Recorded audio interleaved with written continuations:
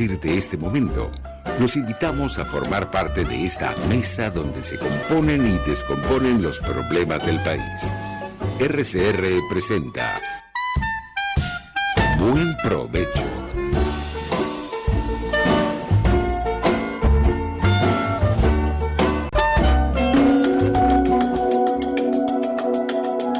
Monitor de Derechos Humanos, con el abogado penalista Fernando Fernández.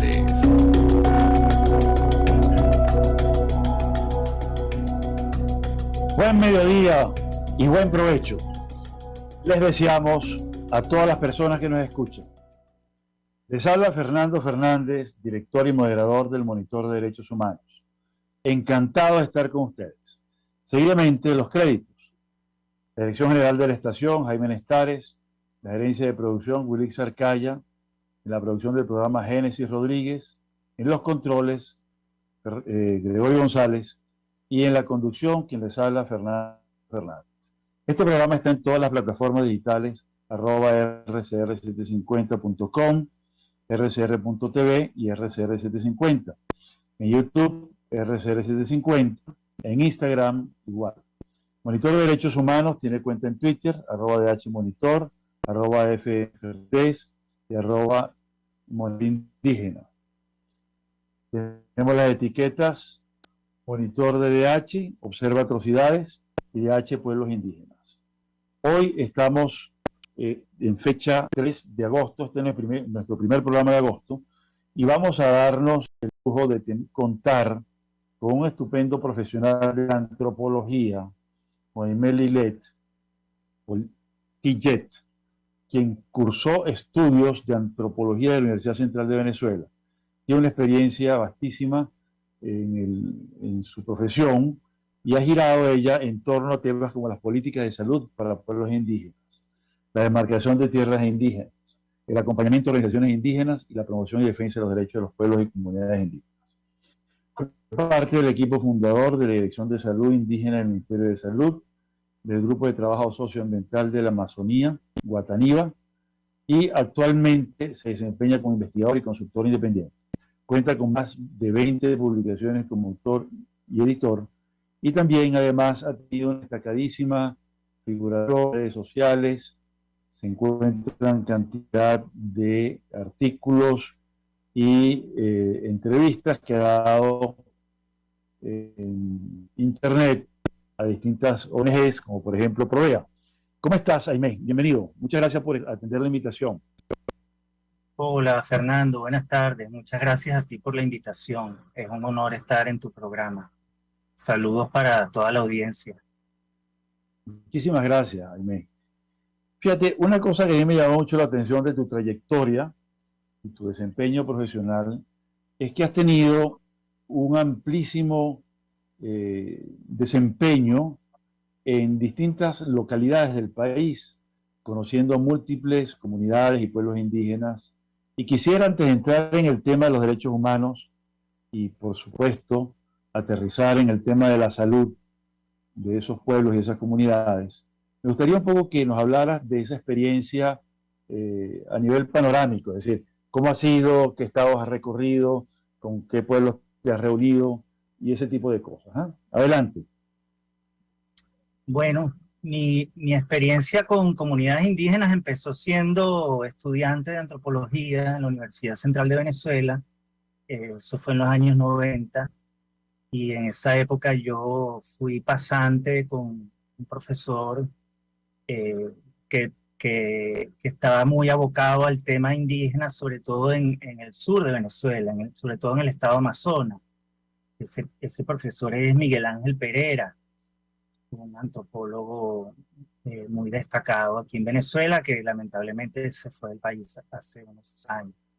Y con Miguel Ángel yo tuve la oportunidad de participar en varios viajes y experiencias, y mi primera experiencia, digamos, laboral fue en un programa de salud para comunidades indígenas que se desarrolló en los años 90 en el estado Amazonas, y que fue un programa que buscaba capacitar a los enfermeros de las comunidades indígenas para poder dar mejores respuestas a los problemas de salud a través de atención primaria de salud, pero sobre todo lo que buscaba era que el sistema de salud en el estado de Amazonas fuera mucho más sensible al tema de las culturas indígenas y que se adaptaran los protocolos de atención en salud a las culturas de los pueblos indígenas de Amazonas.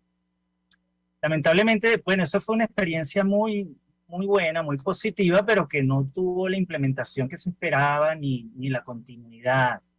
Y ese ha sido, digamos, un denominador común de muchas políticas dirigidas, de políticas y proyectos dirigidos a pueblos indígenas, que no han tenido, digamos, la continuidad necesaria en el tiempo, ¿no?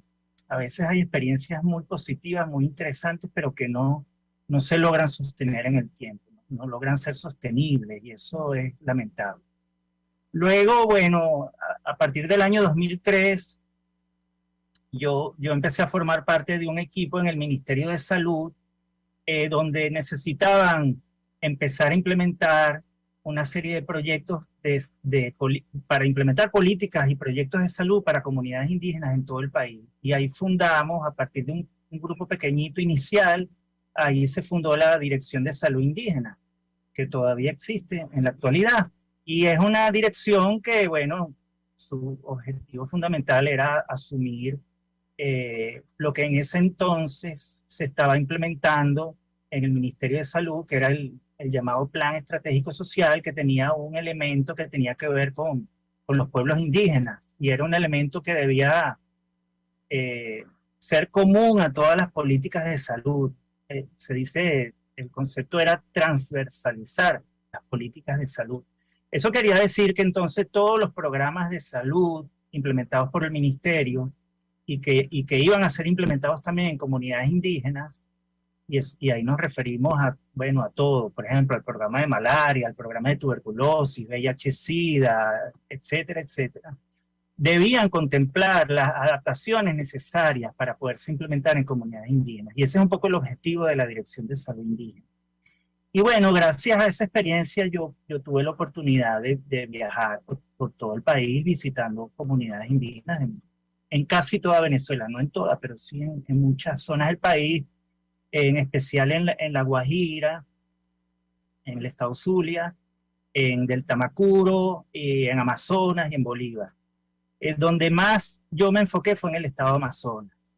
Y luego, cuando salí del Ministerio de Salud y me fui a trabajar con el Grupo de Trabajo Socioambiental Guatániba en el estado de Amazonas, que es una organización de promoción de los derechos indígenas y que hace acompañamiento a organizaciones indígenas en el estado de Amazonas, bueno, yo ahí tuve mucha más experiencia profesional directamente en Amazonas con organizaciones indígenas y comunidades indígenas.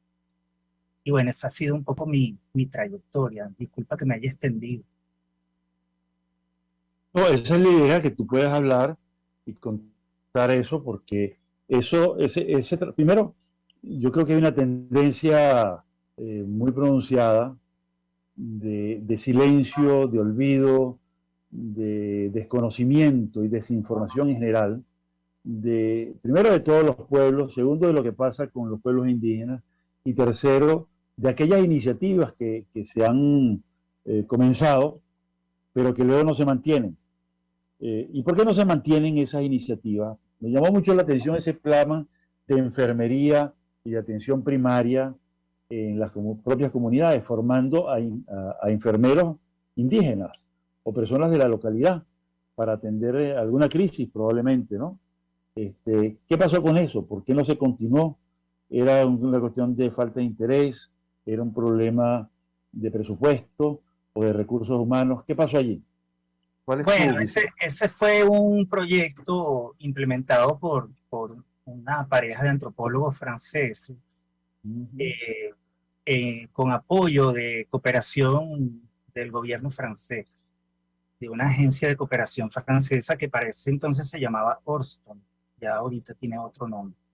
Y bueno, el proyecto obviamente era en articulación con la Dirección Regional de Salud del Estado Amazonas, con el el CAICET, que es el Centro Amazónico de Investigación y Implementación y Control de Enfermedades Tropicales de Puerto Ayacucho, que actúa en el estado Amazonas, y con las organizaciones indígenas del estado Amazonas.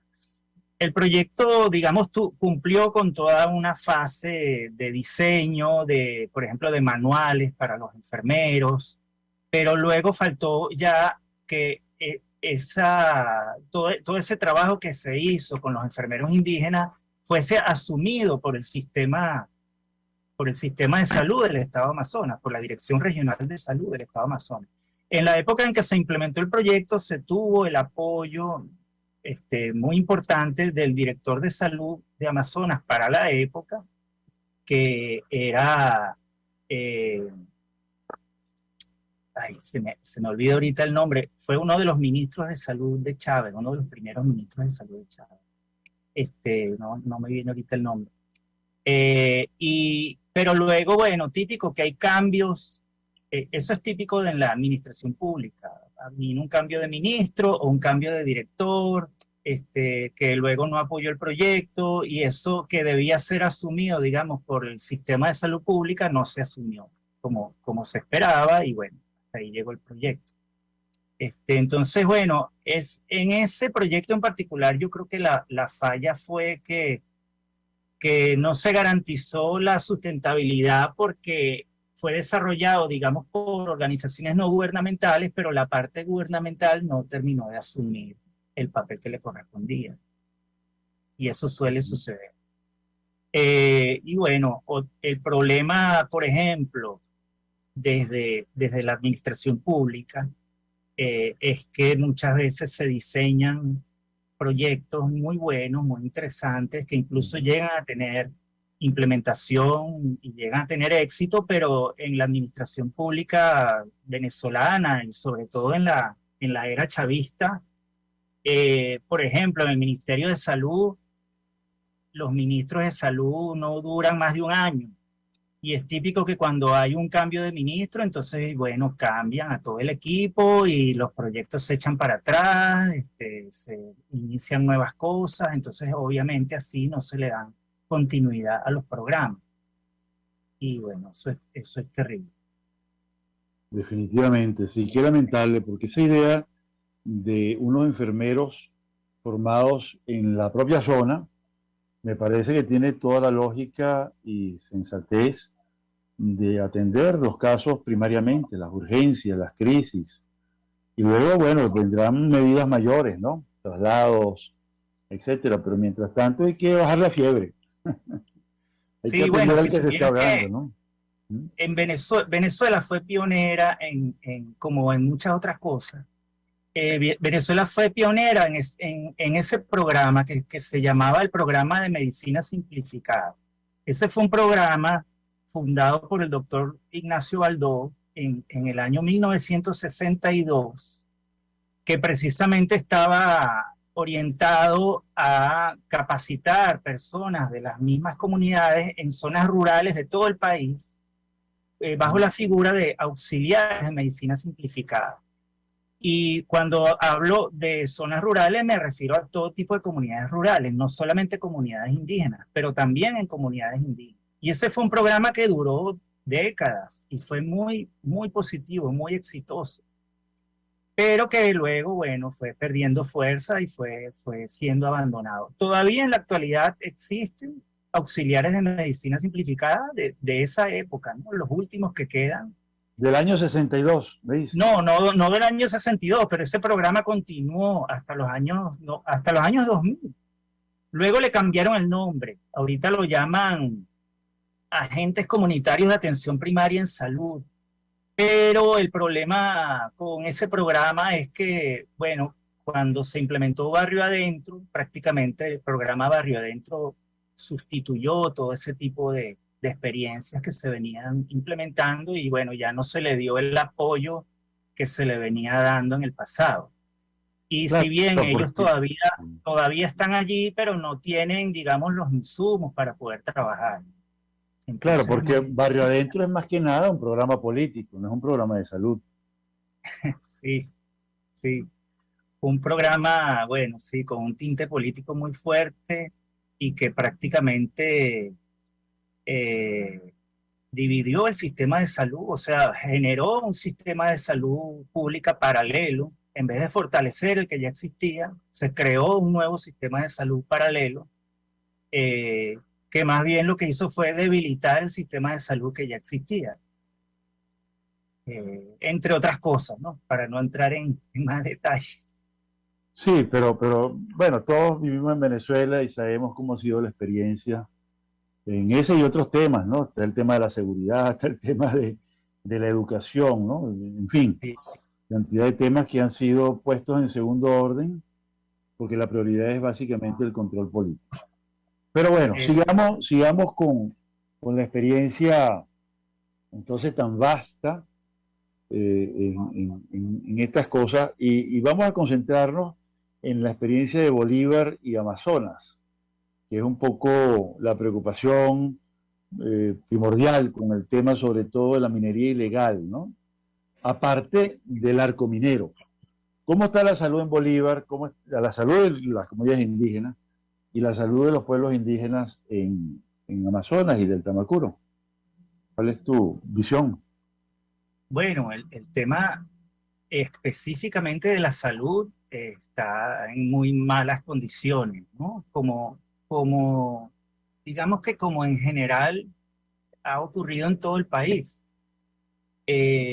Lo que pasa es que Bolívar, Amazonas, del Tamacuro, han sido históricamente estados, sobre todo Amazonas y del Tamacuro, pero también el sur del estado Bolívar, son estados fronterizos y periféricos, ¿no?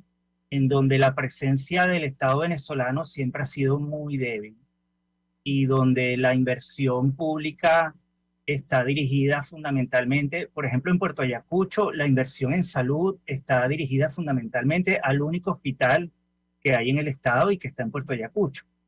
Y eso se consume la gran mayoría de los recursos de salud del estado. Entonces, todo el resto de Amazonas, que es un estado inmenso, eh, tiene una presencia del sistema público de salud sumamente precaria. Y eso ha sido así siempre. Lo mismo en Del Tamacuro, quizás aún de forma mucho más dramática en Del Tamacuro, precisamente, donde, bueno, prácticamente el único establecimiento de salud que puede dar algún tipo de respuesta es el hospital de Tucupita, pero el resto de la red ambulatoria del estado del Tamacuro está prácticamente abandonada. Y bueno, lo mismo vemos en el sur del estado Bolívar. Y me refiero al sur porque la franja norte del estado Bolívar es, digamos, una zona que está más poblada y que ha tenido mucha más inversión y tiene más presencia, digamos, del estado venezolano, pero que también se ha precarizado muchísimo. Y sobre todo, a partir del año 2013, 14, 15, que Venezuela empieza a entrar ya en una situación de crisis, de emergencia humanitaria, donde el tema de la salud pública se deteriora en todos los sentidos a nivel nacional. Cuando le metemos la lupa a lo que está pasando en el sur de Venezuela, vemos que, bueno, si el resto del país está mal, incluso Caracas tiene situaciones de atención sumamente graves. Bueno, ¿qué podemos esperar de estas zonas que tradicionalmente han estado marginadas? Entonces es muy, muy preocupante. Y eso lo vemos reflejado en, por ejemplo, eh, la epidemia de malaria tan tremenda que hemos tenido a partir sobre todo del año 2017, 2018, con su foco principal en las zonas mineras del estado Bolívar y que llegó a superar el millón de casos anuales. Afortunadamente ya eso se ha ido controlando hasta cierto punto, pero que sigue siendo un problema muy grave. Y bueno, esta epidemia de malaria, el problema ha sido que con la alta movilidad de la población hacia las zonas mineras del estado Bolívar, precisamente gente de todo el país que ante la falta de alternativas económicas se ha ido a Bolívar a meterse a las minas, a trabajar. Entonces llegan a las zonas mineras, que son los focos de de malaria más importantes, allí se enferman y cuando regresaban a sus zonas de origen se iban enfermos con la malaria. Y eso lo que generó fue que, bueno, ahora tenemos malaria prácticamente en toda Venezuela. Luego de Venezuela haber sido uno de los países más exitosos en el mundo en controlar la malaria, precisamente.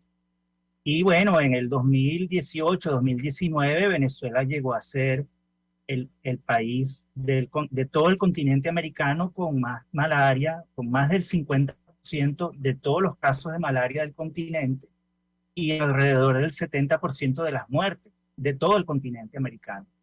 Es sumamente grave. Y no solo eso, sino que Venezuela entonces se convirtió en un exportador de malaria porque mucha de esta población que ha migrado, que ha salido del país, se van enfermos y entonces se llevan la malaria a los países vecinos. Entonces Venezuela ha sido, digamos, un foco de dispersión de la malaria, por hablar de la malaria, pero lo mismo pasó con la difteria en 2017 y con el sarampión en 2018. Esas dos epidemias que fueron muy graves, no sé si los radioescuchas se acordarán de eso, pero tuvimos un brote muy importante de difteria que se originó precisamente en las zonas mineras del estado Bolívar y de allí se dispersó muy rápidamente por todo el país y los migrantes venezolanos se llevaron también la difteria a otros países, a Colombia, Ecuador, Perú, Chile, y lo mismo pasó luego con el sarampión. Y con el caso en particular del sarampión, allí, bueno, fue lamentable, pero también llamó la atención ver que prácticamente todas las muertes por sarampión que se registraron fueron en población indígena. La mayoría fueron en del Tamacuro, en comunidades Guarao, y en el Alto Orinoco, en comunidades Yanomami y Sanema. Y esto ocurrió porque, bueno, estas son zonas donde la vacunación no se ha cumplido, o sea, las tasas de vacunación de estas zonas son sumamente bajas. Entonces tienes como zonas de población que no están vacunadas y que son particularmente vulnerables ante este tipo de enfermedades infectocontagiosas. Controlables, además. Controlables, totalmente controlables. Exactamente. Sí, definitivamente es un panorama impresionantemente dramático. Y bueno, justamente esa infección expandida, esos contagios, son involuntarios, ¿no? Porque esta gente migra forzadamente porque se está muriendo de hambre, porque sufre de persecución. Y entonces, sin quererlo, diseminan la enfermedad que se propaga con éxito, porque ninguna otra población está preparada para esa migración masiva, ¿no es así? Sí, pero bueno, claro, eso obviamente ocurrió, pero también hubo muchos contagios de gente que no necesariamente eran mineros ni habían ido a Bolívar, sino que, bueno, sí, hay personas que de las minas de Bolívar se regresaban a sus zonas de origen, al sur y al Táchira, o a Miranda, a todo el país. Y claro, estas enfermedades son altamente contagiosas, entonces se empezó digamos, a contagiar y a crecer el brote y mucha gente bueno, que estaba ya migrando se llevó la enfermedad a otros países. Eso fue muy bien documentado y está incluso publicado en los boletines de la OPS. Entonces Venezuela, por la situación particular por la que ha pasado y por la que está pasando, Venezuela se ha convertido en un foco de preocupación por toda la presencia de todas estas epidemias y cómo esas epidemias se han contagiado hacia otros países. Pero... Sí, adelante, sigue. Adelante, Fernando, perdón. No, sigue tú porque me parece muy importante que menciones los informes de la OPS, que no son del común conocimiento, ¿no? Y me parece que son fuentes de documentación muy importantes para el gran público e inclusive más allá de antropólogos, estudiosos, sociólogos y de médicos, Eso debería conocerlo cualquier maestro, cualquier obrero, cualquier profesional de cualquier otra rama del saber, ¿no? Sí, yo me refiero en particular a los informes de la OPS porque Sí, desde hace años, desde el 2016, la información epidemiológica que debería ser del dominio público en cualquier parte del mundo, o sea, el Ministerio de Salud está obligado a publicar sus sí, boletines epidemiológicos. Eso se publicaba religiosamente cada semana, los boletines epidemiológicos y los anuarios de morbilidad, de mortalidad, pero desde el 2016 hay en Venezuela una censura total de la información de salud, la información epidemiológica. Entonces la única fuente confiable que hay son los boletines de la OPS, que publican la información que el Ministerio de Salud está obligado a transmitirles y la OPS está obligado a publicarlo en sus boletines. Pero por parte de, digamos, de las vías oficiales del Ministerio de Salud no hay información disponible. Eso está totalmente silenciado. Y bueno, sí, es una forma de alguna manera, tratar de esconder lo que está pasando. Y eso es muy grave, porque allí nada más con eso se está violando un derecho humano de la población. La población tiene derecho a la información pública, de todo tipo. Y en particular la información de salud es particularmente importante y delicada. La gente tiene derecho a saber lo que está pasando porque eso los puede afectar. Y por ejemplo, los médicos deberían tener acceso a esa información para saber qué está pasando. Todos los médicos del país. Y esa información no está disponible o está muy restringida. está muy bien. Bueno, fíjate, has señalado un temazo.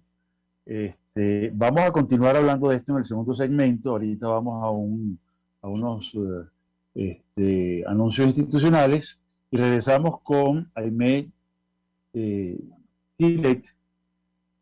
Siempre le pronuncio mal tu apellido. Es un tema con No, sí, se pronuncia Tillet. Tillet. Aimé Tillet. Aimé Tillet.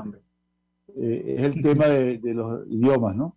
Pero entonces continuaremos con Aimé Tillet respecto de esta información y nos quedamos con ese dato importantísimo sobre el derecho a la información de salud, que debería ser conocida no solamente por los médicos especialistas, sino también por la población en general.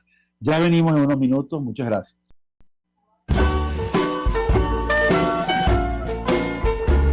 Escuchas Buen Provecho por RCR 750, la radio que se ve. Sintonícenos a través de Periscope, @RCR750, la radio que se ve. El que sabe de sabor sabe de saber que Del Corso es la clásica pastelería italiana de Caracas. Qué ricos sus dulces típicos tradicionales, como los auténticos cannoli, la sfogliatella o la cola de langosta, no tienen comparación. La pasta seca de almendras y chocolate o su gran variedad de tortas, cumpleaños, bodas, bautizos o comuniones, reuniones familiares o eventos corporativos. Teléfonos 0212-941-1971. Pastelería Del Corso, la pastelería italiana por tradición y excelencia. Antes de empezar el día, entérese de lo que acontece en el país junto a Pedro García Otero en Titulares de la Mañana. De lunes a viernes a las 6:30 de la mañana. Acompáñelo y empiece su día bien informado. Titulares de la Mañana con Pedro García Otero. Solo por RCR 750 AM. Porque lo bueno une. Cómo prevenir enfermedades, cómo actuar en casos de emergencias médicas, cómo mantener una buena calidad de vida. Todas estas interrogantes tienen su respuesta en RCR Salud. Todos los domingos, con el Dr. José Eduardo Troconis, comparte con nuestros oyentes notas de bienestar físico, salud mental y social para el buen desarrollo del ser humano. RCR Salud, todos los domingos a las 10 de la mañana. Por RCR. Pluralidad contigo. Respeto contigo. Responsabilidad contigo. Libertad contigo. Estamos contigo y punto. De lunes a viernes a la 1 de la tarde. Contigo. Solo por RCR 750 AM. Porque lo bueno une. RCR 750 AM. Porque lo bueno une.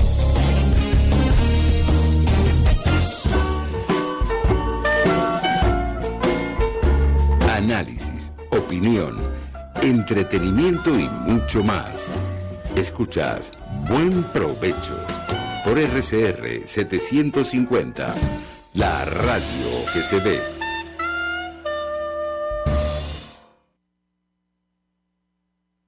Hola, estamos nuevamente con Emet Tilet hablando de los derechos humanos de los pueblos indígenas en Venezuela, y hemos enfatizado este programa en el derecho a la salud por ser justamente uno de los temas más acuciantes, más, digamos, más terribles que tienen que enfrentar los indígenas, ¿no?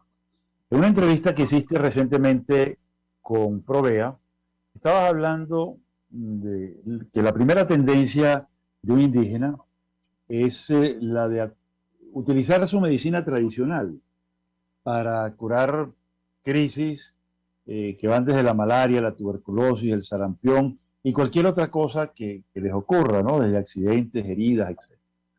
Pero narrabas en esa entrevista el drama que es para ellos ir a un hospital venezolano, un hospital ya urbano, y bueno, ¿qué ocurre allí? ¿Qué ocurre allí, Aimé?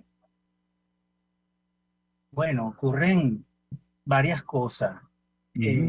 Lo primero que hay que tener en cuenta es que en Venezuela existen alrededor de 50 pueblos indígenas. Bueno, yo quisiera aclarar algo. Cuando se habla de pueblos indígenas, esa es una, digamos, la terminología que los mismos indígenas han adoptado y que quedó asentada en la Constitución y en las leyes venezolanas. Pero el término pueblo puede generar confusión, porque hay gente que cuando uno dice pueblo, piensa en un pueblito, en una comunidad, en un centro poblado. Entonces cuando uno habla de pueblos indígenas, la gente piensa en las comunidades indígenas. Y por eso en la Constitución se habla de pueblos y comunidades indígenas. El término pueblo se refiere a un pueblo como sociedad, como grupo humano, los antropólogos hablamos de grupos étnicos, en este caso los indígenas. Entonces los pueblos indígenas en Venezuela son alrededor de 50. Entonces ahí tenemos a los Guayú, a los Guarao, a los Pemón, a los Yanomami, a los Wotuja, a los Cariña, etcétera, etcétera. Pero hay alrededor de 3.000 comunidades indígenas en toda Venezuela. Y las comunidades son, bueno, cada uno de esos asentamientos, aldeas, comunidades, centros poblados. Cada uno de esos es lo que se considera una comunidad indígena. Entonces, cuando uno habla de pueblo, se refiere a una sociedad. Y esto nos habla, cuando hablamos de 50 pueblos indígenas, el censo del 2011 registró alrededor de 750.000 indígenas, que en ese momento equivalían a cerca del 3% de la población. Hoy en día deben pasar fácilmente del 1.000.000. Es una población que quizás numéricamente no sea tan importante, pero a nivel de diversidad cultural es tremenda. Venezuela tiene una diversidad cultural increíble. Y bueno, esto lo refleja. Tenemos alrededor de 50 pueblos indígenas que se registraron en el último censo, que fue el del 2011. Y cada uno de estos pueblos indígenas es una sociedad diferente. Es un grupo humano que tiene su propio idioma, que tiene su propio territorio que ha habitado tradicionalmente y tiene su propia cultura, su forma de vida. Y dentro de esa forma de vida hay todo un aspecto que tiene que ver con la salud, y es que cada pueblo indígena tiene lo que podríamos llamar una medicina tradicional, y cada una de ellas es diferente. No es que todos los indígenas tienen una misma medicina tradicional, no es lo mismo las concepciones de la salud y de la medicina de los guayú que de los guaraos, son totalmente diferentes, o de los yanomami. Entonces, obviamente, para los pueblos indígenas, su primera opción, y sobre todo en estas zonas del país donde viven los indígenas, la mayoría de los pueblos indígenas habitan en zonas fronterizas o periféricas que han estado históricamente subatendidas, abandonadas, donde el Estado venezolano tiene muy poca presencia y donde el acceso a servicios de salud es a veces imposible o muy difícil. Entonces la primera opción que tienen los indígenas para atender sus problemas de salud o cuando enfrentan enfermedades es su medicina tradicional. Pero ¿qué pasa? Muchos pueblos indígenas, la mayoría de hecho, están claros de que esa medicina tradicional tiene unos métodos de curación que funcionan en ciertos casos, pero en otros casos no. Entonces, los médicos tradicionales indígenas saben muy bien que hay enfermedades que pueden curar y otras que no, y que las enfermedades que digamos que provienen del mundo de los criollos, del mundo occidental, que son enfermedades que han sido introducidas desde hace mucho tiempo en las comunidades indígenas, muchas veces los indígenas no tienen las herramientas dentro de su cultura para curarlas. Entonces ellos saben que deben buscar asistencia médica. Y entonces, ¿qué pasa? Como te estoy diciendo, en la mayoría de las zonas habitadas por pueblos indígenas, el acceso a servicios de salud en muchas áreas es prácticamente inexistente, y donde lo hay suele ser muy precario, de muy baja calidad. Y en las actuales circunstancias del país, como te podrás imaginar, la red ambulatoria, por ejemplo, en las zonas indígenas, en las zonas rurales del país, está prácticamente abandonada.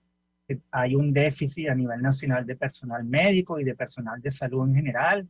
Hay un déficit tremendo de medicamentos y de los medios de transporte, porque ¿qué pasa? Muchas veces las comunidades indígenas viven en zonas remotas, de difícil acceso.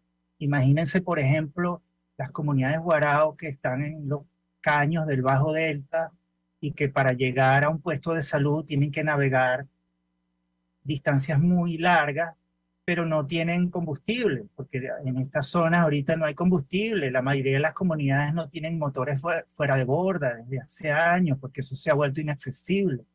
Son extremadamente costosos o no tienen embarcaciones. Entonces, mira, ha sido muy frecuente ver noticias en estos últimos años de pacientes, por dar el ejemplo de los guaraos, que los llevan remando a canaletes desde las comunidades del Bajo Delta, tratando de llegar a Tucupita, al hospital, y la gente se muere en el camino, porque no cuentan con un sistema de transporte que les pueda apoyar, o una ambulancia fluvial, como pudo existir en algún momento, para trasladar a los enfermos. Lo mismo pasa en muchas otras zonas del país. Por ejemplo, en Amazonas, la mayor parte de Amazonas son comunidades de muy difícil acceso, la mayoría por vía fluvial, y actualmente en Amazonas hay una crisis de acceso al combustible, y bueno, mucha gente no puede simplemente desplazarse. Otro ejemplo, por ejemplo, actualmente en el Alto Orinoco, en la zona Yanomami, la red ambulatoria que existe en la zona, hay toda una serie de puestos de salud, ambulatorios rurales, que actualmente no están funcionando, y entonces cualquier emergencia médica la tienen que sacar de emergencia por vía aérea, con apoyo de aviones militares, desde el Alto Orinoco hasta Puerto Ayacucho. Te imaginarás lo que cuesta cada uno de esos vuelos, cuando son casos que se podrían atender perfectamente en un ambulatorio en la comunidad y no se están atendiendo en la actualidad. Entonces, sí, Lo otro que pasa es que muchas veces cuando los indígenas llegan a un hospital, por ejemplo, a Puerto Ayacucho o a Tucupita, ¿Cómo es el muchas trato veces, ahí? ¿Cómo es el trato allí cuando ellos llegan? bueno, ese es el problema, que muchas veces son objeto de discriminación, no los atienden, los dejan esperando. Muchas veces hay indígenas que llegan pero que no hablan bien castellano o no hablan castellano, y entonces, bueno, no, no hay como un mecanismo de comunicación para ellos poder ser atendidos adecuadamente en los hospitales. Uno de los programas que se implementaron desde la Dirección de Salud Indígena del Ministerio de Salud fue precisamente una red de servicios de atención indígena en los principales hospitales en los estados con población indígena del país, donde había una figura que eran una especie, no recuerdo ahorita el concepto, pero eran unos traductores, unos intermediarios indígenas. Son indígenas que hablan su idioma y que sirven de traductores, pero además su función allí era también apoyar a estos pacientes para que mientras estuvieran en el hospital pudieran tener la orientación necesaria y un trato, digamos, acorde y adecuado y bueno. Pero bueno, eso también todavía existen, pero bueno, se han quedado sin personal, mucha gente se ha ido, los salarios son muy bajos, entonces claro, ya no es atractivo para el personal de salud que estaba trabajando allí. Entonces, este tema del maltrato en los hospitales sigue ocurriendo. Y por ejemplo, en Amazonas era muy común escuchar en las comunidades indígenas que bueno, los indígenas no les gusta ir al hospital, no quieren ir al hospital. Entonces llegan al hospital ya cuando están en las peores condiciones, ya esa es como la última opción. Llegan ya prácticamente muchas veces muriendo porque saben que los van a maltratar allí. Y entonces lamentablemente al llegar en tan malas condiciones, digamos que el porcentaje de casos de enfermos que llegan al hospital y que mueren allí es muy alto. Entonces, para muchos indígenas, ir al hospital era prácticamente sinónimo de irse a morir. Entonces, por eso, en Amazonas era muy común esa apreciación entre los indígenas de no querer ir al hospital. Era como ya el último recurso. Esa es un poco la realidad de la atención de salud en estas zonas del país.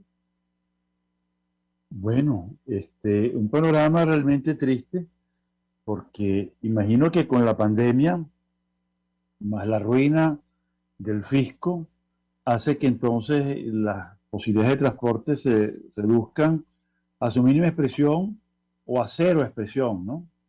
Aparte, pues, de ese tema intercultural del maltrato, ¿no? Y el problema del lenguaje, que es sumamente importante. Sí, Pero ¿qué sí. ocurre con los niños? Y el tema de la mortalidad infantil. Eso debe ser peor, ¿no? Claro, cuando hablamos de la salud en población indígena, obviamente uno tiende a generalizar, pero sí, obviamente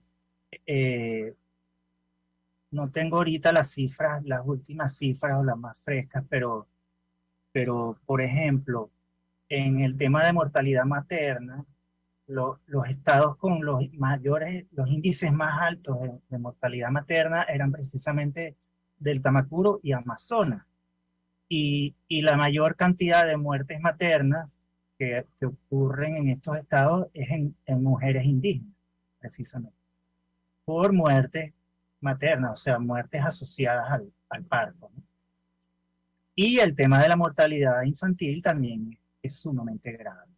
Y en este caso de la mortalidad infantil, y en general con muchos casos de muertes en comunidades indígenas, lo que ha venido pasando estos últimos años es que al no haber una red ambulatoria funcionando y al tener muchas comunidades desasistidas en materia de salud, tampoco se está llevando el registro de los indicadores de salud. O sea, los casos de enfermedades y los casos de muertes, no hay quien los registre porque tú no tienes un personal de salud presente en la zona.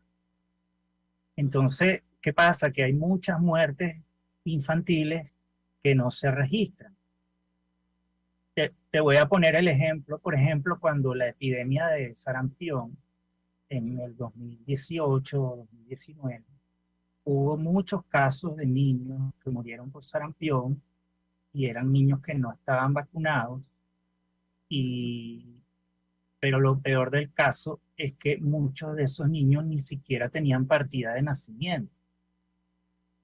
Entonces, por ejemplo, en un sector del Delta, del Bajo Delta, en torno a la comunidad de Navasanuca, donde hay una misión religiosa católica y donde los mismos indígenas, con apoyo de los misioneros, levantaron un registro de las muertes.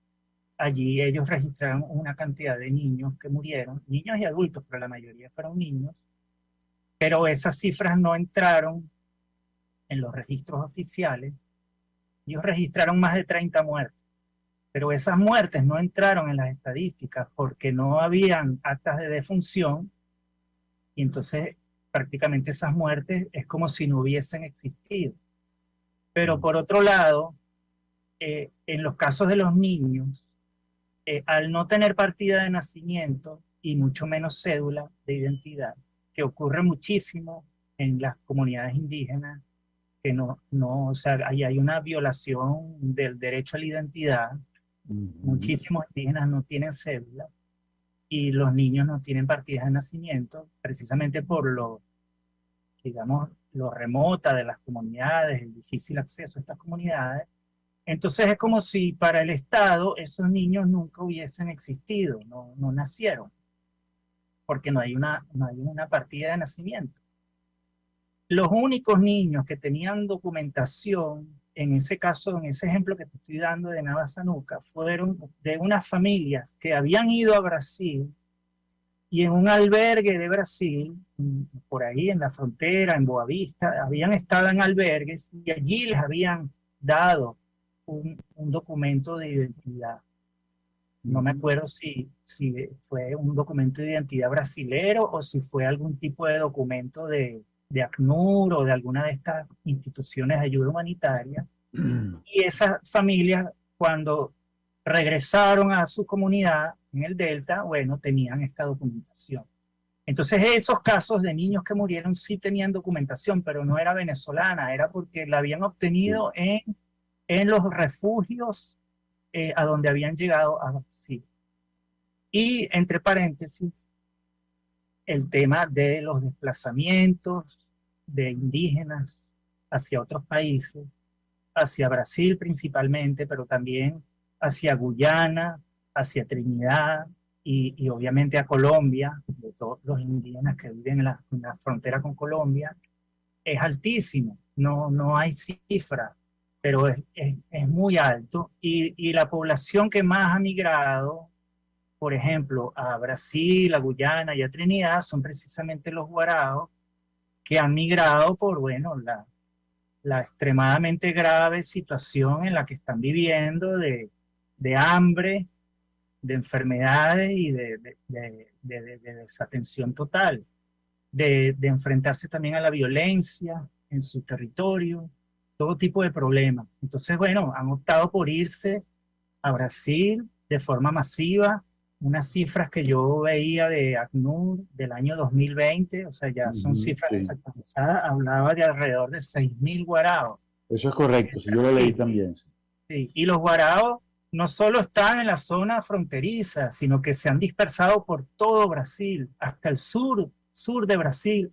Hay ya comunidades de guaraos que se han establecido por todo Brasil, tanto así que el gobierno brasilero y muchas instituciones en Brasil de ayuda, las alcaldías, las gobernaciones, han buscado de informarse sobre, bueno, quiénes son estos indígenas, cómo son, de dónde vienen, porque los guaraos no son de Brasil, son indígenas venezolanos, pero en Brasil han hecho un esfuerzo por tratar de entender mejor a la población guarao para poder brindar la atención adecuada a su cultura y a su modo de vida.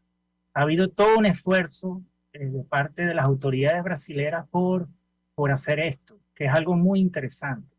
Entonces, obviamente, los guaraos, al ver que están recibiendo una atención mejor, Claro. la que no reciben en Venezuela, porque no reciben ninguna, entonces han optado por irse masivamente. Pero no solo son los guaraos, también hay una migración muy importante de Pemón, de Ñepá, de Cariña y de muchos otros pueblos indígenas. En Amazonas ni hablar, porque está la frontera de Colombia allí al lado. Miles de indígenas en Amazonas se han ido a Colombia, de la Guajira venezolana, los guayú, los yupa, los barí, etcétera, etcétera. Bueno, mira, Inés, el tiempo se nos está acabando, pero una reflexión que me llega, pues, a partir de toda esta información que nos estás dando, es el doble discurso, ¿no? Por un lado, la implantación de estatuas sobre héroes indígenas, el cambio de nombres a la autopista de Caracas, la autopista principal, el cambio de nombre del Cerro del Ávila a nombre indígena también, pero otra parte, un drama como nunca había existido en nuestro país, que se evidencia pues en esas muertes que has comentado, muertes sin identidad, muertes sin haber existido prácticamente, al menos legalmente, pero luego el tema de la migración. Yo creo que vamos a tener que hacer más programas sobre este asunto, sobre este tema tan delicado y tan grave. Y bueno, quiero extenderte la invitación para próximos programas, pero no quiero despedir este programa sin que digas por lo menos una prioridad o una segunda instancia. ¿Por dónde empezarías tú si tuvieras el poder de tomar una decisión? ¿Qué crees tú que es la prioridad? Y tienes apenas un minuto para decirnos dos ideas. Bueno, aprovecho para aceptar tu invitación con mucho gusto. Creo que quedaron muchas cosas por fuera y sobre todo el tema de las muertes por la violencia, que no las tocamos aquí y que también son muchísimas. Mira, yo creo que los indígenas en Venezuela en general están sujetos a una situación de violencia estructural tremenda.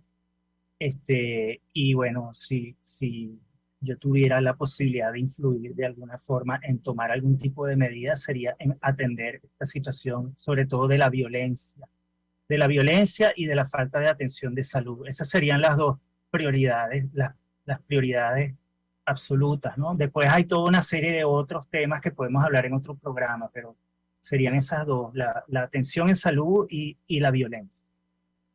Bueno, magnífico, Aimé. Entonces queda abierta la invitación y a nuestros escuchas, bueno, tenemos dos prioridades. El tema de la violencia estructural, institucional, y de otra parte el tema de la salud, la supervivencia básica, lo más elemental, el derecho a existir, el derecho a ser, el derecho a la vida. Bueno, con eso nos despedimos. Muchísimas gracias y hasta el próximo miércoles. Gracias, Luego, Fernando. Sí, gracias. Monitor de Derechos Humanos, con el abogado penalista Fernando Fernández.